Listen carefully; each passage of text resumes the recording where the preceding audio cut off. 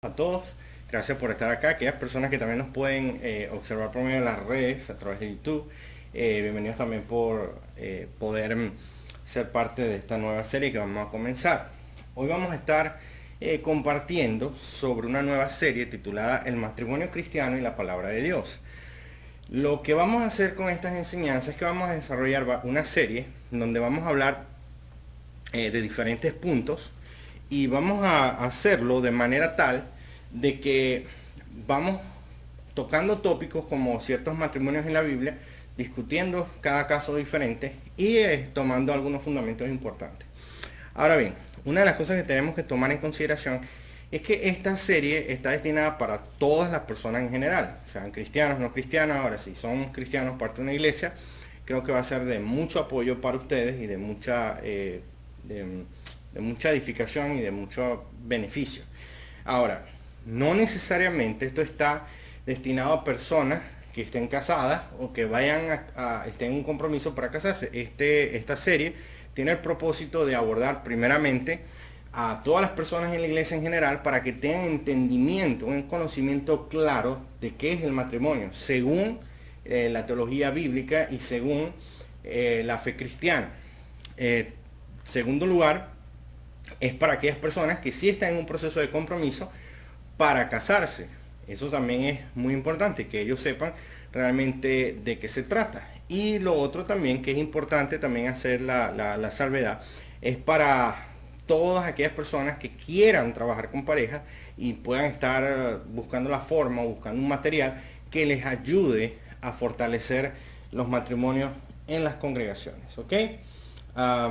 Creo que una de las cosas que tenemos que tener en consideración también es que no se puede abordar todo de una sola vez. Por lo tanto, se ha segmentado en varias sesiones lo que es la enseñanza. Esto es meramente un entendimiento teórico, que aquí no vamos a estar hablando de dinámicas ni nada de ese tipo de cosas. Esto es qué es lo que enseña la palabra de Dios con respecto al matrimonio y cómo debemos nosotros entender realmente lo que es la instrucción bíblica, dado que nosotros vivimos en una sociedad, en un tiempo cultural donde hay demasiado desconocimiento de la Biblia y de la palabra de Dios. Y por esta razón muchas veces no se entiende ni siquiera qué es un matrimonio. Entonces, lo primero que vamos a hacer hoy, lo que vamos a discutir y vamos a estudiar según la Biblia, es sobre el matrimonio cristiano y la teología puritana. En este caso vamos a estar abordando algunas cosas dentro de la tradición puritana, de cómo ellos observaban la parte del evangelio, la parte del matrimonio relacionado con el evangelio y con la fe cristiana. Adicionalmente, vamos a estar hablando de los puntos que ellos concebían como importantes dentro del matrimonio para luego continuar en las otras series posteriores. Los puntos son el matrimonio cristiano según la teología puritana. Número 2, el propósito del matrimonio en el orden de la teología puritana.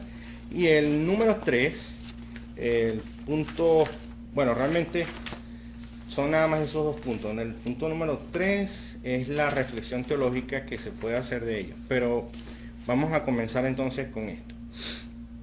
Ok, primero, una de las cosas que debemos entender es que dentro de toda la historia de la fe cristiana nosotros tenemos que hemos pasado por diferentes etapas. Es decir, hemos estado transicionando entre la etapa de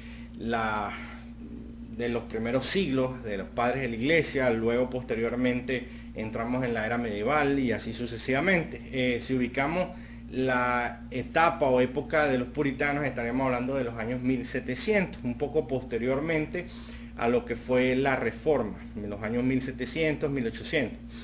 Ahora, en este caso, cuando hablamos de la teología puritana, es importante entender que ellos desarrollaron la parte familiar más que los mismos reformadores, precisamente porque los reformadores abordaron un punto en la historia dado más a la parte teológica, ¿okay?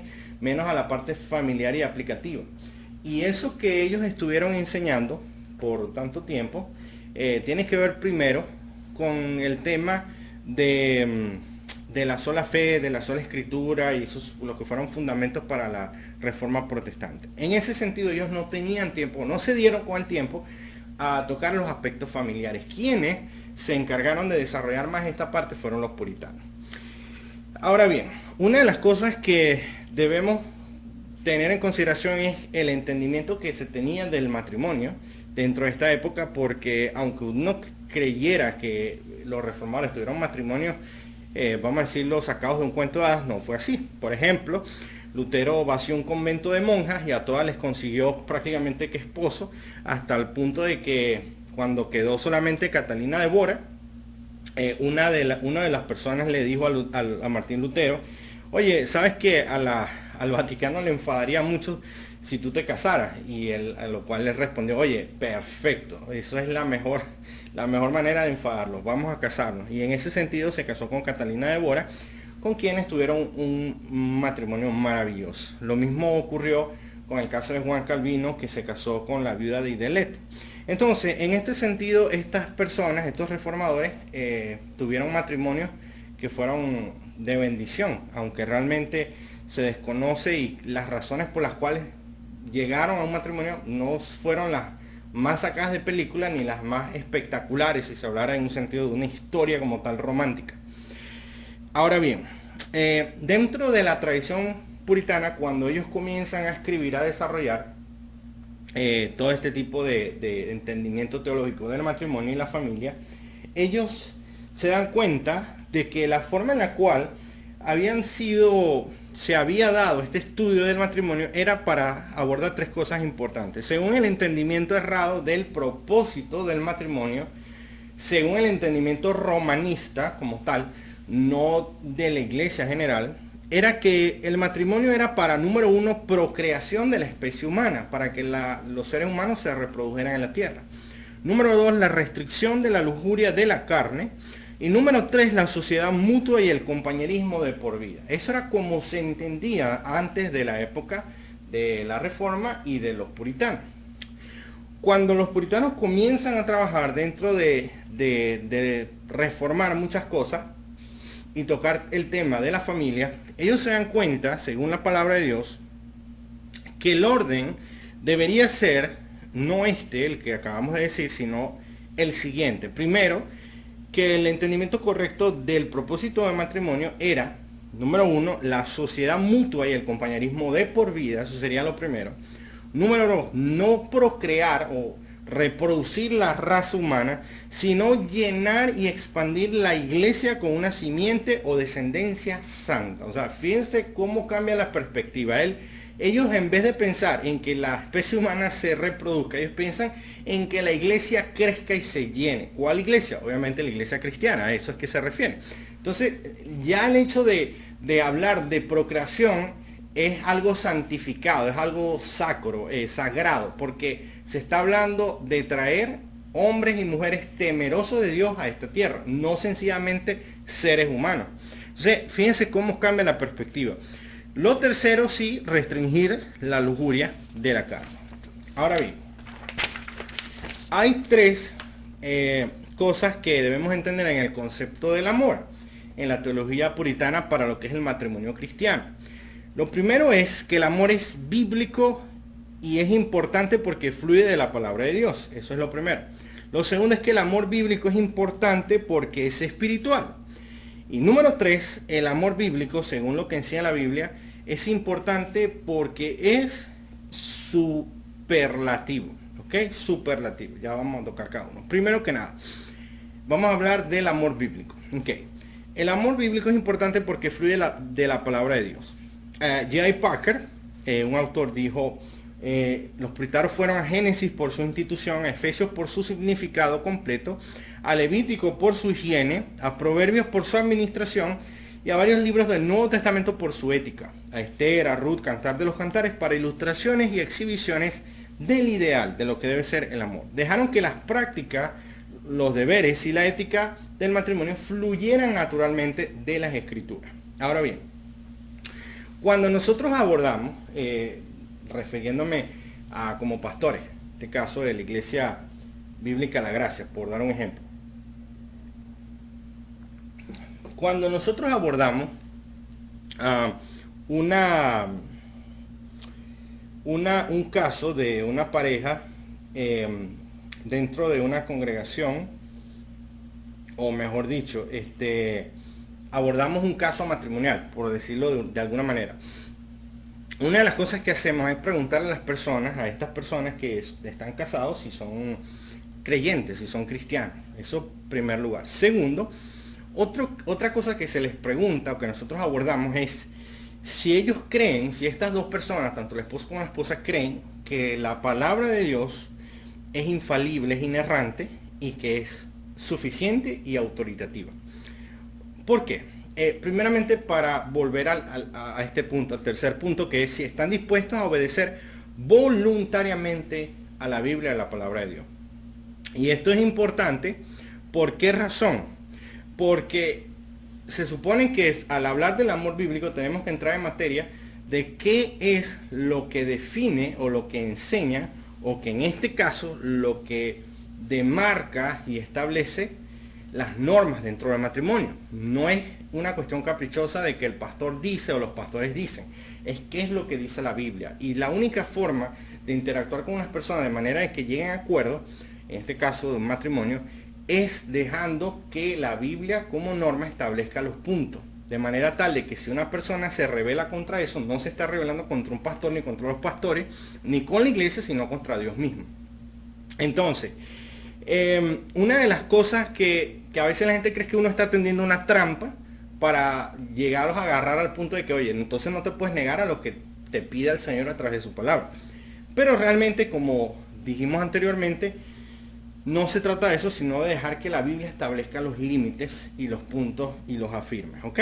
Entonces, lo primero que debemos entender del amor bíblico es que fluye de la palabra de Dios y está restringido, delimitado, mejor dicho, gobernado o supeditado por causa de la palabra. No por causa de lo que yo digo, lo que a mí me parece que está bien, o el acuerdo mutuo entre parejas que parece que esté bien, porque un esposo y una esposa se pueden poner de acuerdo en hacer algo que finalmente está violentando la palabra de Dios. Y aunque ellos estén de acuerdo y estén claros y vamos a decirlo así, en acuerdo mutuo de hacerlo, no deja de ser pecado. Entonces eso es algo que debemos tomar en consideración.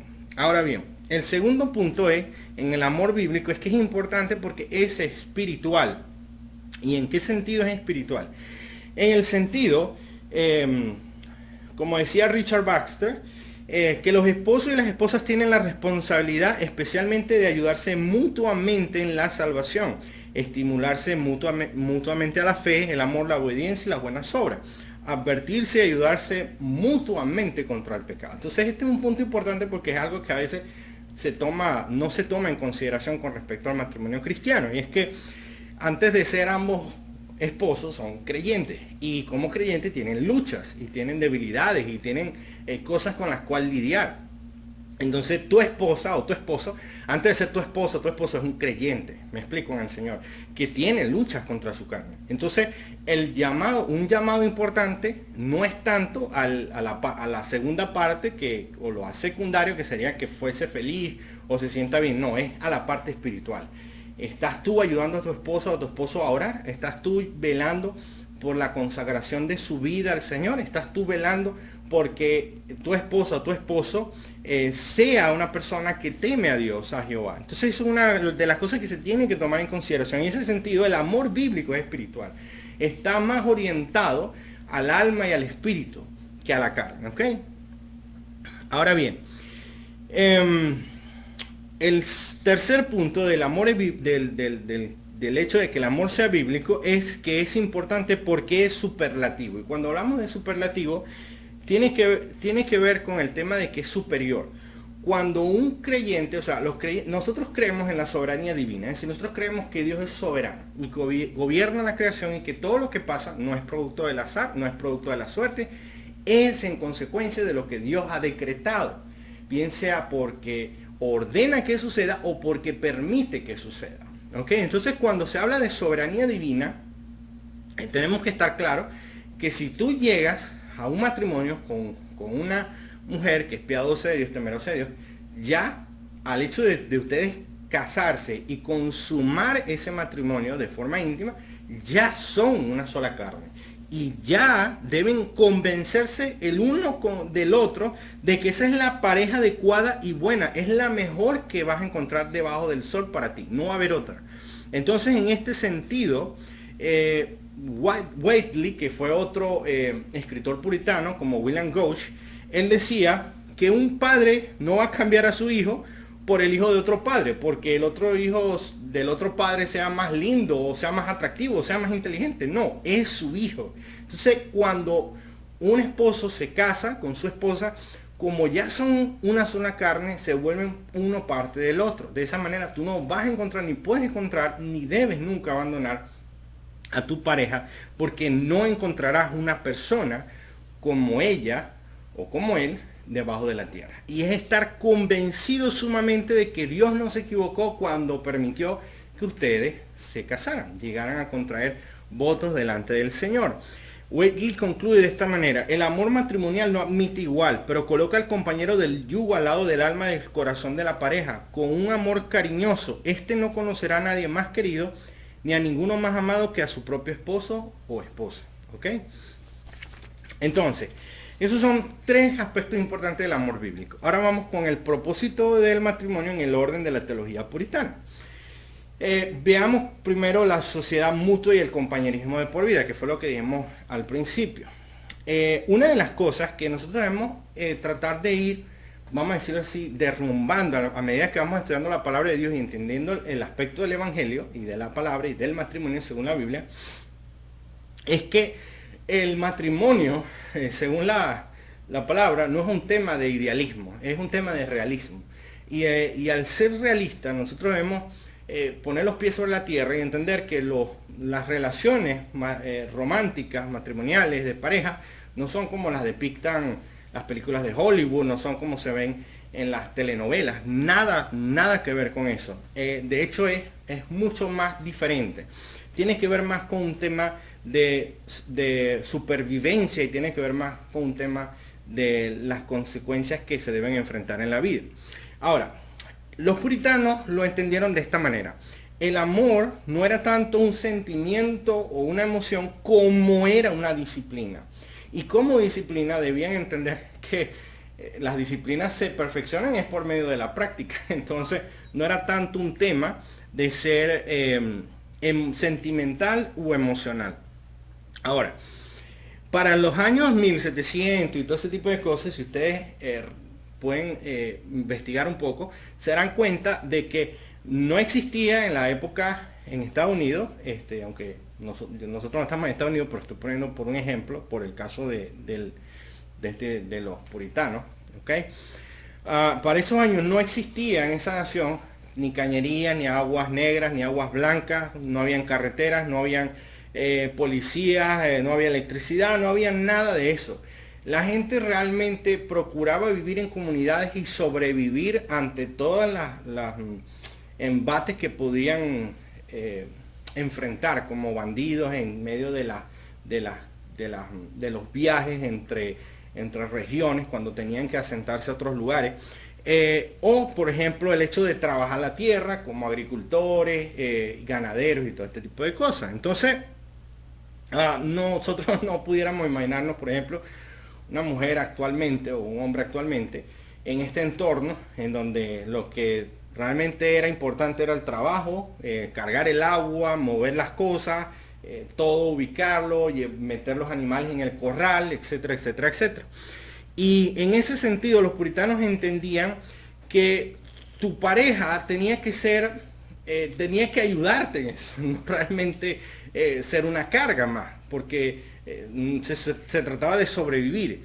Y el tema de la parte de la atracción romántica era realmente el último elemento en la lista de las consideraciones. Tal como vemos en 1 Corintios 13, el amor real y genuino no tiene que ver solo con emociones y sentimientos, sino con una profundidad de responsabilidad y compromiso con la persona que vas a amar por el resto de tu vida, ¿ok? Ahora, ¿qué es lo que ocurre actualmente? Nosotros tenemos que el mundo y la sociedad e incluso iglesias venden una idea distorsionada del amor, ¿ok? Generalmente en muchas congregaciones ponen parejas como si estuvieran en una novela maravillosa y perfecta, que nunca pelean, que nunca tienen problemas, que son hermosos ambos y que tienen una armonía y sincronización que es espectacular. Al punto de que, bueno, ellos son la envidia de todos y son puestos como si fuera una vitrina y se muestran. Bueno, ellos son los líderes del, del ministerio de pareja, no sé, por un ejemplo. No que existe ese ministerio como tal. Puede ver que iglesias que lo tengan. Pero mi punto es que esas personas las depictan. A veces son personas muy cercanas a los que son el pastor, si su familia, ese tipo de cosas, o para trabajar. Porque se cree la idea, la falsa noción, o hay una falsa noción de que nunca hay conflictos en el matrimonio, de que nunca hay peleas, de que nunca hay ningún tipo de problema, y eso es absurdo y es una falsedad de falsedades, ¿ok? Realmente no existen matrimonios exitosos, solo existen matrimonios que por la gracia y misericordia de Dios se mantienen en pie. Entonces, esa idea de matrimonio exitoso no se puede concebir como tal. De hecho, no se trata de que los matrimonios sean una especie de equipo que está compitiendo dentro de varios matrimonios para ver qué matrimonio es el mejor. No se trata de eso. ¿Ok? Pero frecuentemente se ponen este tipo de personas o de parejas como ejemplares de la vida matrimonial, y se vende esa idea como para no es tanto con el fin de edificar matrimonio, sino con el fin de darle una buena imagen a la iglesia. No sé si me explico. Es como si en una iglesia tú tienes supuestamente el matrimonio perfecto, pero ok, son los que mejor se ven dentro de todos los matrimonios, pero los tiene ahí porque quieres vender una imagen. Es decir, mi iglesia tiene ministerio de esto, ministerio de aquello, y bueno, y estos son los que mejores se comportan, entonces los tenemos como líderes de pareja, por un ejemplo. Realmente no se trata de eso. ¿Por qué?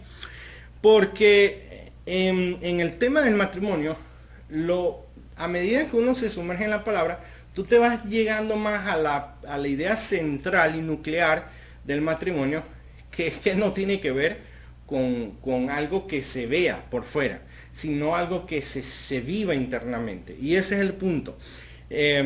Un matrimonio no va a mejorar si sencillamente se suprimen los conflictos que existen. La única forma de que mejore es que se aborden, se hablen y se solucionen. ¿Ok? Entonces,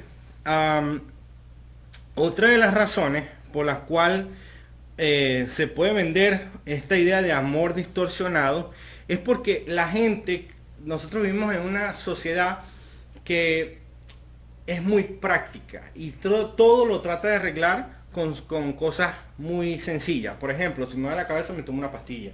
Si me duele el estómago, me tomo un protector gástrico o una Pecto-Bismol o cualquier cosa. Si pasa esto, y hago esto y ya resuelvo. Y el aspecto con este tema es que no es así. O sea, no puedes solucionar casos de esa manera. O sea, es como una vez una persona me contó que estaba teniendo problemas con su hijo porque estaba, o sea, haciendo cosas que no eran, y lo llevó un día a una consejería con un pastor y sencillamente se fue y no volvió más. Y luego le preguntó, pero hablaste con él, pero hablaste con mi hijo, pero... Y él se quedó así, bueno, pero ¿qué es lo que piensas tú? Que voy a arreglar las cosas con respecto a tener una charla. O sea, voy a lograr que tu hijo deje un pecado tan particular y abandone eso y viva una vida de piedad tan solo porque tengo una reunión, una conversación con él de 2 horas. O sea, no funciona así. Y tampoco funciona así dentro de la iglesia. Y tampoco funciona así dentro del matrimonio. Los matrimonios no se van a resolver porque uno tenga una consejería pastoral, porque uno tenga una consejería con un matrimonio, porque haya un grupo de matrimonio en la iglesia que hable una vez cada cierto tiempo. Eso no es así. El matrimonio está abrazado o afirmado sobre la base del entendimiento de la palabra de Dios. Y a medida que uno viva la palabra, es más fácil que uno pueda, vamos a decirlo, adherirse o adaptarse a las estipulaciones bíblicas de lo que implica ser un esposo según la palabra de Dios o una esposa según la palabra de Dios. Pero si estamos desconectados de eso, no va a funcionar. Entonces no hay caminos cortos, no hay atajos, no hay metodologías probadas para hacer florecer matrimonios porque no existen talleres milagrosos, ¿ok? Ahora, en este sentido, luego como lo dijimos anteriormente, sí, los puritanos fueron más realistas. Ellos se despojaron de esa idea de vida fácil, sueño utópico y de para toda la vida, de todo este tipo de cosas. Ellos fueron muy realistas. Intentaron adecuar sus vidas no al idealismo y no a los sueños, sino a pegarse a la realidad de la crudeza de la vida. Pero siempre de la mano con la palabra de Dios. Un texto que pudiéramos utilizar dentro del tema del compañerismo y la sociedad mutua es Eclesiastés 4:9. Mejores son dos que uno porque tiene mejor paga de su trabajo, porque si cayeren el uno levantará a su compañero. Pero hay del solo que cuando cayere no habrá segundo que lo levante. Eclesiastés 4:11, también si dos durmieren juntos se calentarán mutuamente, más ¿cómo se calentará uno solo? ¿Ok? Más si alguno prevaleciere contra uno, dos le resistirán y cordón de tres dobleces no se rompe pronto. ¿Ok? Interesantemente, yo he visto muchos contextos donde en matrimonios agarran el cordón de tres dobleces y hacen tres dobleces y lo hacen como si fuera una especie de rito espiritual, no sé qué cosa, o simbólico, no sé. Pero si tú no entiendes primero lo básico de lo que estamos hablando del amor bíblico, este tipo de cosas, o sea, ni que te hagas un cordón de 4, 5, 6 dobleces va a funcionar. O sea, realmente no funciona así. Ok, ahora, hay algo que va de la mano con el tema del aspecto de la sociedad mutua. Y es una verdad que debemos internalizar. Hay una historia de una mujer que estaba casada con un hombre cristiano. La mujer no era cristiana. Pero entonces, él estaba orando al Señor para que ella se convirtiera y todo el asunto. Vamos a decir que él se casó mal porque no debió casarse con ella porque no era cristiana. Pero bueno, se casó y todo el asunto. Él empezó a orar al Señor y un día, predicando, él ya estaba predicando hace mucho tiempo, un día, ella reaccionó de forma violenta, muy rápida, y le dijo a él, mira, toda la vida ha sido el número uno en mi vida. Eso fue después que ella se convirtió. O sea, es decir, después que ella se convierte al Señor, ella viene y le dice a él en una conversación, a su esposo, le dice, toda la vida ha sido el número uno en mi vida, pero ahora serás mi número dos.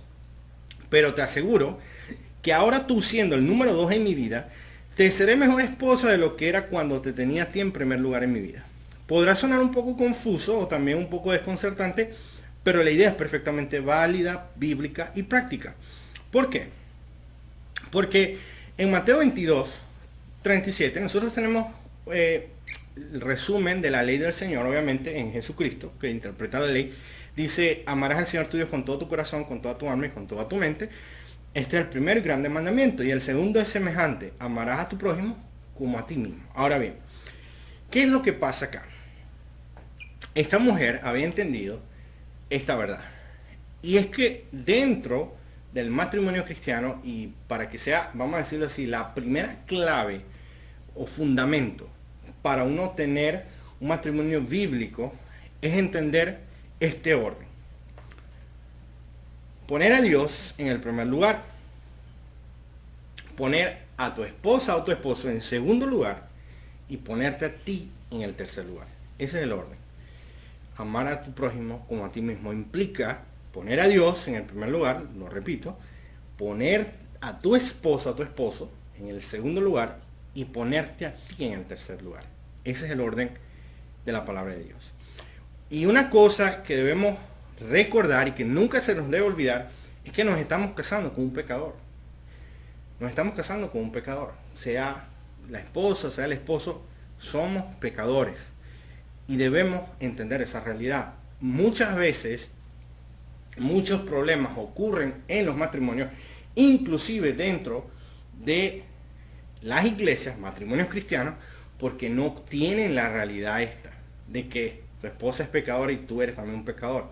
Por lo tanto, se requiere paciencia, se requiere mucha tolerancia y sobre todas las cosas se requiere amor para soportar y para orar. Volvemos al punto de lo que dijimos al principio, el amor bíblico es espiritual.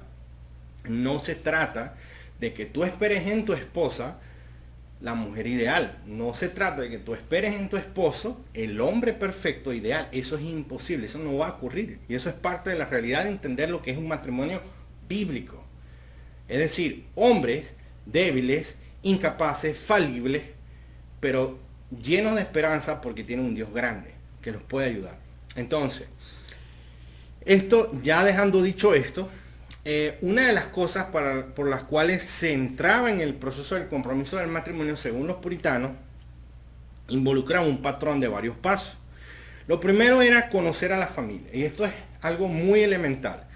O en nuestro contexto eso casi, bueno, sí ocurre, pero no es tan profundo. Pero realmente eso es importante considerarlo. ¿Por qué? Porque nosotros no solamente nos casamos con nuestra esposa, en este caso, sino que ellos en un sentido tienen una relación familiar y nosotros entramos en esa familia también. Ahora bien, más allá de pensar de que, bueno, como yo entro en la familia de mi esposa también, y entonces, porque no se trata de tampoco de hacer una conexión de cargas y ahora tú tienes que cargar con la familia de ella y ella tiene que cargar con la familia tuya. No me refiero tanto a eso. Me refiero al hecho de conocer a la persona, al pretendiente. Tu familia sabe qué es lo mejor para ti. En un sentido deberían saber qué es lo mejor para ti. Y más si estamos hablando de padres cristianos. Porque en esto yo estoy hablando en el contexto bíblico cristiano. Unos padres cristianos van a tener la experiencia, el discernimiento de identificar si esa persona va a ser realmente, te va a hacer bien a ti como pareja, como esposo. Pues ¿en qué sentido? En el hecho de confrontarte en tu forma de ser, en ciertas actitudes que tiene, en respaldarte o apoyarte en aquellas cosas que ya tú eres bueno o buena. Entonces, unos padres, vamos a decirlo así, o los familiares, pueden conocer. Entonces, esto es importante también por el hecho de que, bueno, en la multitud de consejos abunda la sabiduría, o también por el hecho de que, ¿por qué tú esconderías a una persona con quien tienes planes de hacer una vida? De hecho, Proverbios 11:14 lo dice, donde no hay dirección sabia, cara al pueblo, más en la multitud de consejeros hay seguridad. Ahora bien, otra de las cosas es el hecho de que, en el hecho de obviamente conocer a la familia, otra de las cosas que viene acá, es con el tema de identificar si esa persona es la ideal para ti. Y en ese sentido, no es suficiente con el tema de la atracción física. Creo que eso es importante, pero no es lo primordial. Y no es lo primordial por varias razones, pero la más importante es por el hecho de que uno no se casa con un físico, uno se casa con una personalidad y uno se casa también con un carácter. Una persona está compuesta por su apariencia exterior, su personalidad, su carácter, sus valores, su ética. Entonces, cuando tú consideras a esa persona, puede ser muy atractiva físicamente. Es decir, una mujer puede ser hermosa. Pero cuando ya tú entres en un matrimonio y ya tengas 2, 3 años viviendo con el carácter, que sea un carácter fuerte, dominante, antipático, caprichoso, no, lo bonito de lo exterior no va a sopesar todo lo demás. Y esa persona tan hermosa se puede convertir en alguien muy feo para ti, muy fea para ti.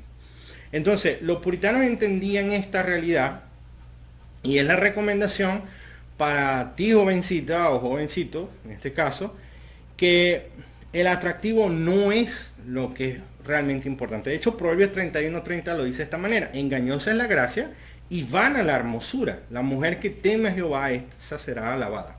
Por lo menos en el caso de la mujer, ¿no? Pero también aplica para los hombres, por supuesto.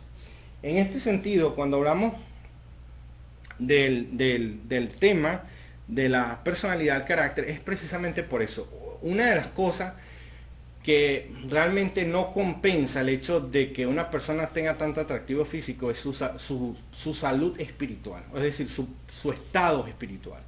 ¿Por qué? Porque una persona que tiene un estado espiritual degradado, caído, que es un hombre carnal, generalmente es muy presa de conductas pecaminosas, y son estas conductas las que destruyen muchas veces las vidas. ¿Ok? Entonces, cuando una persona está en ese estado, arrastra al otro. Es muy fuerte el lazo que se crea en ese sentido. ¿Ok? Ahora, El tercer punto, luego de hablar de que no era importante el atractivo físico, el tercer punto era que la mayor parte del enamorarse ocurría ya dentro del matrimonio. En este sentido, los puritanos no esperaban estar tantos años de un noviazgo para enamorarse, para luego casarse. ¿Por qué? Porque ellos entendían que mucho de la parte del enamoramiento real y genuino, ahora voy a decir enamoramiento real y genuino. Fíjate lo siguiente. No es lo mismo que tú estés en una situación cómoda, segura, tranquila, de paz, en donde todo anda bien y está tu pareja al lado, tu prometida con quien te vas a casar, y en esas situaciones, ok, todo es excelente, todo está bien.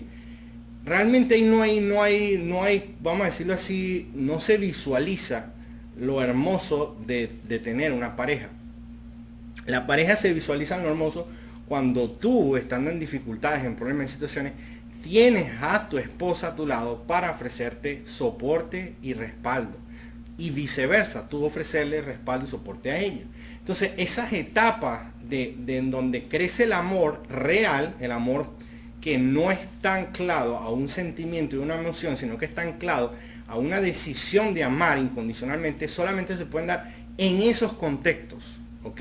En donde ambos luchan enfrentando un obstáculo en la vida o una situación difícil con la que tienen que lidiar. De hecho, se ha comprobado que los lazos más fuertes se construyen dentro de situaciones difíciles. Entonces, en ese sentido, los puritanos entendían que el escenario perfecto para el enamoramiento estaba ya en el matrimonio, en donde tenían que asumir ambos los roles que les pertenecían o que les correspondían, y entonces luchar contra las aflicciones de la vida, contra la crudeza de la vida y contra las situaciones y los obstáculos que tendrían que sortear. ¿Ok? Entonces ese punto con respecto al enamoramiento dentro del matrimonio. Ahora, Romanos 5:3 puede ser base para esto, porque nos dice no solo esto, sino que también nos gloriamos en las tribulaciones, sabiendo que la tribulación produce paciencia, la paciencia prueba y la prueba esperanza. ¿Ok? Entonces, que es parte de las dificultades que tenemos que lidiar. Ahora, el cuarto punto tiene que ver con el voto o ser desposada. En este caso, como María, que fue desposada por José. ¿Y qué es el desposamiento? O sea, el compromiso. Que se hablaba de forma pública y notoria, se hacía antes de la boda como tal, un anuncio público en donde pudiéramos decir que era como un compromiso en donde ambos se prometían llegar al matrimonio en una fecha estipulada. Y esto es algo que es importante destacar actualmente,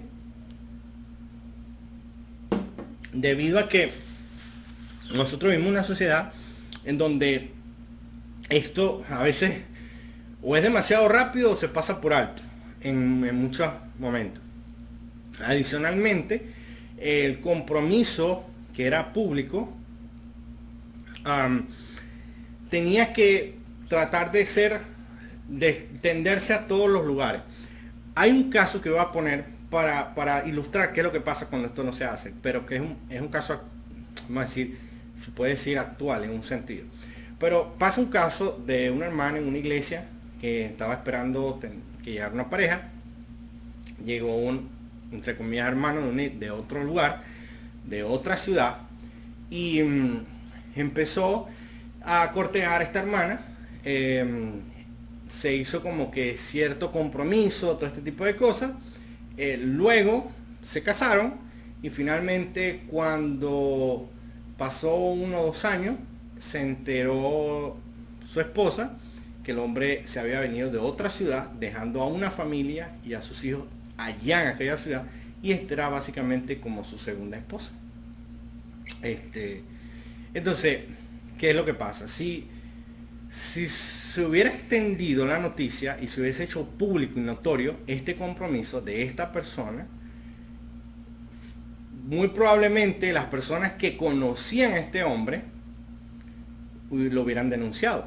Hubieran dicho, mira, él es un hombre casado, él dejó unos hijos y una esposa en tal sitio, y entonces eso es lo que pasa. Nosotros, cuando se habla de que se haga un compromiso de forma pública y notoria, es porque da la oportunidad de que muchas cosas se aclaren, de esclarecer y ser transparente. A veces todo esto se deja dominar por las emociones y por el sentimiento y no puede ser así. Ok. Hay muchos casos también de personas que vienen, que tienen antecedentes penales, todo este tipo de cosas, no son realmente creyentes, sino que hacen pasar por creyentes, tienen deudas, tienen personas quienes deben mucho dinero, huyen de otras partes, y la mujer, la hermana, ingenua, entra a un compromiso, la familia ingenua también la familia, porque no investiga, tampoco se da el tiempo de estudiar los casos.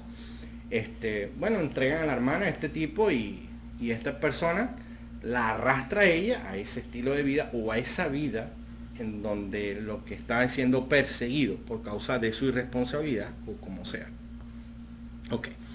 Ahora bien, vamos a hablar del tema de que con respecto al matrimonio, bueno, estos son pasos, creo que este es el quinto punto.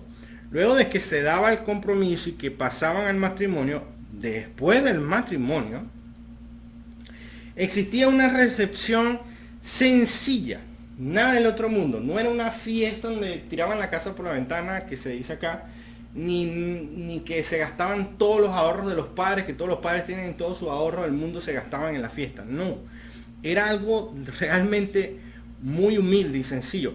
Y no era porque no tuvieran el deseo, sino porque realmente los puritanos entendían que eso no era lo importante ni lo principal. Sus corazones estaban más dados al hecho de invertir sus recursos en la vida matrimonial y familiar que iban a desarrollar. Una de las formas, por lo menos que lo podemos ver en nuestro contexto, es lo siguiente, que una vez lo leí, puede servir, no puede servir, bueno, no sé cómo pudiera servir, pero que hay personas que dicen, mira, yo en vez de hacer una mega fiesta, agarro ese dinero, me voy con mi esposa unos días a una ciudad muy hermosa, lo paso con ella y luego de esos ahorros los invierto en comprar cosas que vamos a necesitar para nuestro hogar, por ejemplo. Entonces, eso es algo que también es válido y que en este sentido los puritanos no estaban buscando demostrar nada ante nadie. De hecho, estadísticamente hablando, se ha comprobado que hay una relación entre el gasto desmedido en las bodas y en las recepciones con los divorcios como tal. Es decir, muchas parejas divorciadas, se ha estudiado, y eso estadísticamente hablando hay una relación, que muchas parejas divorciadas tienden a gastar más dinero en las bodas. ¿Okay? Entonces eso es importante tomarlo en consideración porque nos llama a una forma de reflexión en donde, oye, ¿dónde estoy invirtiendo o dónde vamos a invertir nuestro dinero, nuestro tiempo? Por ejemplo, en el hecho de invertir en unos buenos libros sobre el matrimonio, libros obviamente bíblicos, o un buen viaje para compartir con mi esposa, o cosas que van a ser necesarias para nuestra vida matrimonial y familiar, o si estoy malgastando realmente. Entonces, eso es con ese punto. Ahora vamos con el punto de llenar y expandir la iglesia con una simiente o descendencia santa. Eso lo vemos en el punto número 2, el punto general número 2. Y es que los puritanos entendían que los hijos eran necesarios para reformar, reconstruir o desarrollar una nación.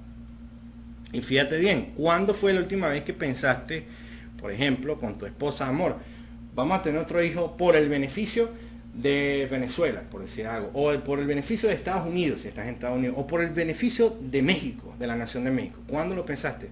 Generalmente eso no se piensa así, pero los puritanos lo entendían de esa manera. ¿Por qué? Porque ellos comprendían que las naciones, al ser conformadas por familia, no iba a ser jamás igual que estuvieran compuestas por familias cristianas que estuvieran compuestas por familias que no tienen temor de Jehová. Entonces, ellos reorientaron la procreación en el sentido de llenar la iglesia con personas, hombres y mujeres temerosos de Dios. ¿Ok?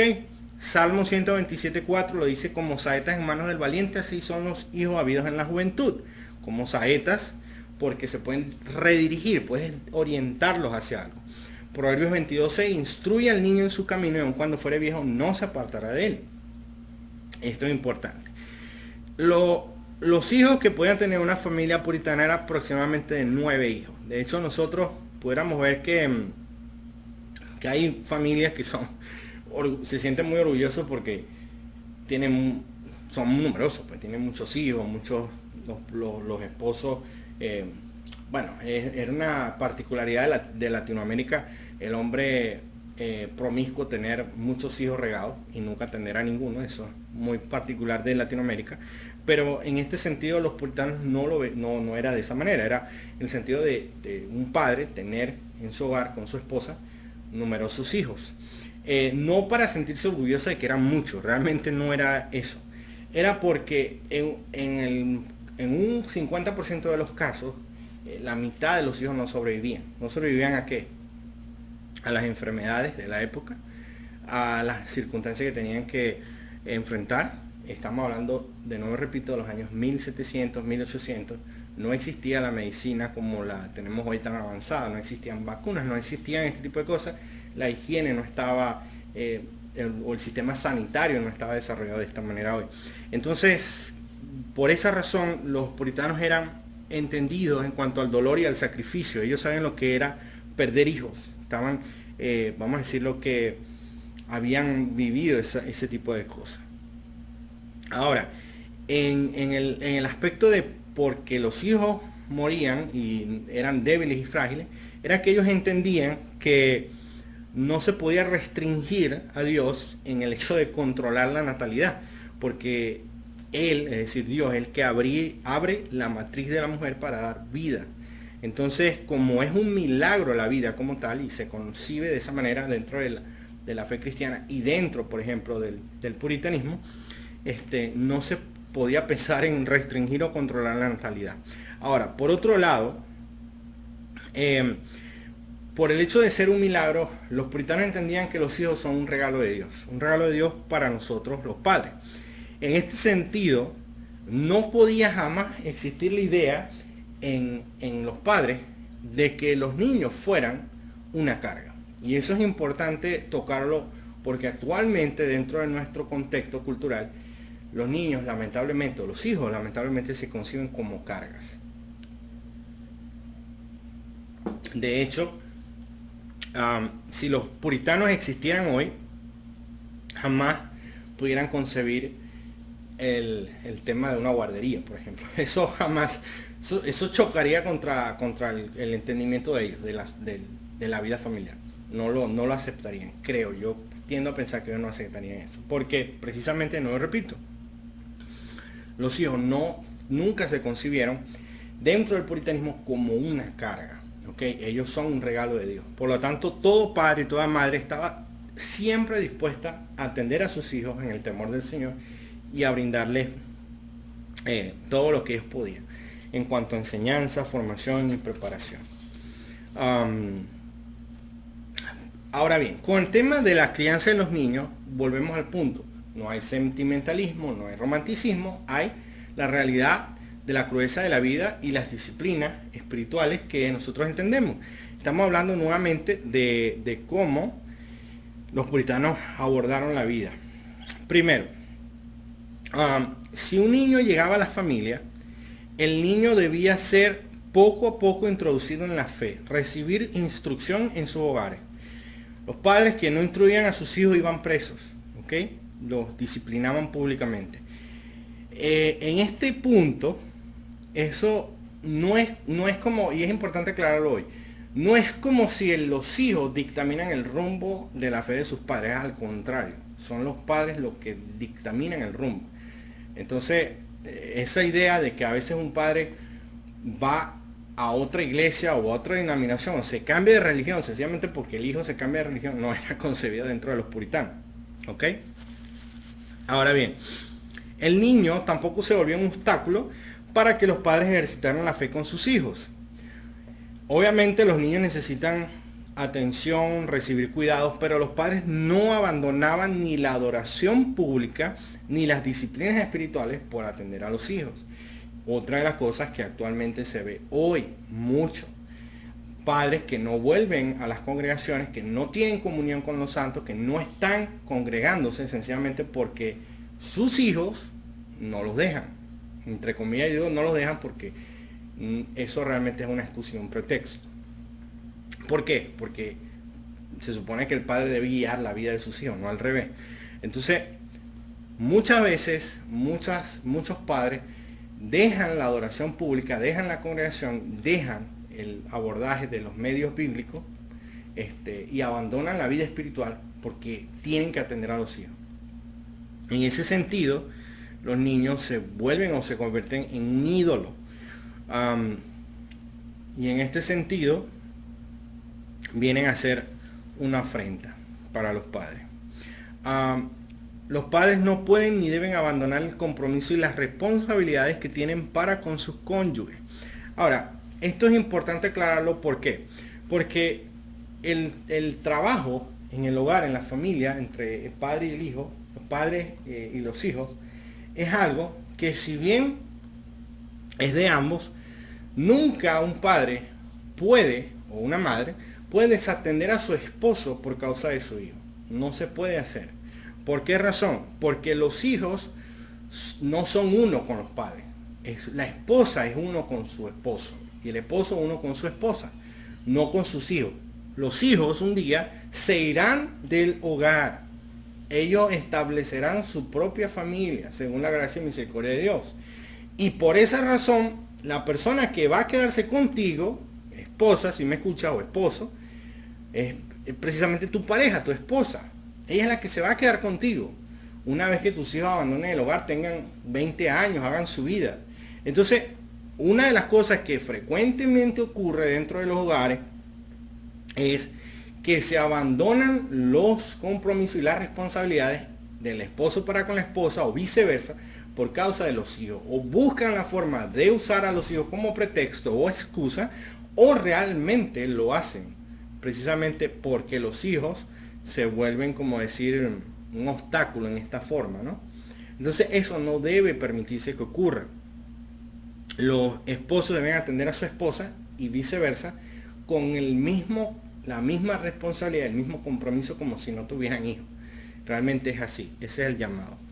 Y en el otro punto, los padres deben entender que los hijos son propiedad del Señor, no son tuyos, son de Dios. Dios te los dio, pero así como Dios te los dio, te demanda una instrucción y corrección. Ya lo leímos anteriormente. Instruye al niño en sus caminos, y aunque fuere viejo no se apartará de él. En este sentido, Dios te demanda la instrucción de tu hijo. Un día, en el tribunal de Cristo, cuando tus hijos estén allí al frente, una de las cosas que Dios te va a demandar públicamente delante de sus ángeles y de su reino celestial es precisamente si tú los instruiste en el temor del Señor o si no lo hiciste. Y los hijos podrán decir: Señor, sí, ellos, Señor Dios creador, mi padre, él me instruyó en tu temor, me ayudó, me ha dado corrección, etcétera, etcétera, etcétera. Ahora bien, otra de las cosas que están dentro de lo que es la instrucción y la corrección, es la vara. Proverbios 29:15 lo dice así: la vara y la corrección dan sabiduría, mas el muchacho consentido avergonzará a su madre. Proverbios 23:13, no rehuses corregir al muchacho, porque si lo castigas con vara, no morirá. Este es el otro punto. ¿Es necesario usar la vara? ¿Es necesaria la corrección? ¿Es necesaria la disciplina? Sí, es necesaria. ¿Ok? Generalmente cuando se habla de vara, se hace la distinción de la mano, que a veces hay padres que le pegan a los hijos con la mano, porque con la mano se acaricia al hijo, se abraza, con la vara se reprende. Es por eso que se hace cierta distinción. Y porque la vara intenta dar dirección e instrucción al niño cuando es pequeño. Es decir, una forma de amar es por medio de la corrección y a través de la vara en los niños. De hecho, el Señor Jesucristo mismo nos disciplina y nos corrige, y la Escritura lo establece. Al que Dios ama, disciplina. Entonces, no podemos retraer la vara No podemos retraer la corrección en el hogar. Y esto es importante hacerlo porque, de nuevo repito, tus hijos no son tus hijos, son propiedad del Señor, primeramente. Luego, tú eres un tutor que Dios ha puesto delante de Él. Entonces, esto es importante tomarlo en consideración. Ya para finalizar, la reflexión teológica es sobre el amor. El amor lo pone de esta manera: el amor en un sentido más alto y sublime, hacia donde debe apuntar todo matrimonio, es el amor que Jesús tuvo por su iglesia al morir en la cruz del Calvario. Juan 3:16, porque de tal manera amó Dios al mundo que ha dado su Hijo unigénito, para que todo aquel que en él cree no se pierda, mas tenga vida eterna. Tomemos en consideración que la forma en la cual se cierra este contexto del Evangelio, del amor de Dios, es precisamente en Apocalipsis 19:9. Bienaventurados los que son llamados a la cena de las bodas del Cordero. Estas son palabras verdaderas de Dios. Apocalipsis 19:9. Entonces consideremos el aspecto espiritual, trascendente y noble y puro que tiene el amor dentro del matrimonio bíblico como tal. Y consideremos ese llamado que tenemos. ¿Ok? Así que gracias por su atención, gracias por escuchar.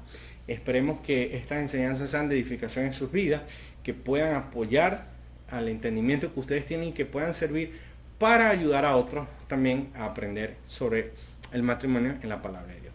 De verdad, muchas gracias y estén pendientes porque luego vamos a estar desarrollando en la siguiente clase, vamos a estar desarrollando todas las semanas estas clases, que son más de 9, creo que son 10, 11, 12 clases, en donde vamos a ir poco a poco estudiando el matrimonio en referencia a la palabra de Dios. Muchas gracias y que Dios les guarde.